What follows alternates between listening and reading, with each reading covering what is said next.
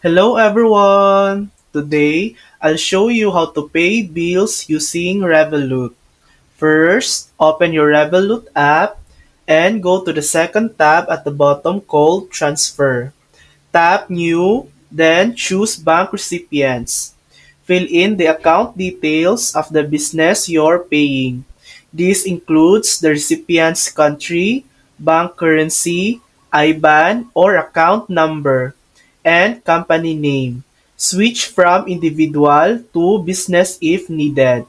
Once done, tap Add Recipient, enter the payment amount, your bill's reference number, and confirm the payment. After your first payment, Revolut saves the recipient, so next time you just select them, enter the amount and reference, and send. And that's it. That's how to pay bills using Revolut. Thanks for watching! If this video helped you, please like and subscribe for more helpful tutorials.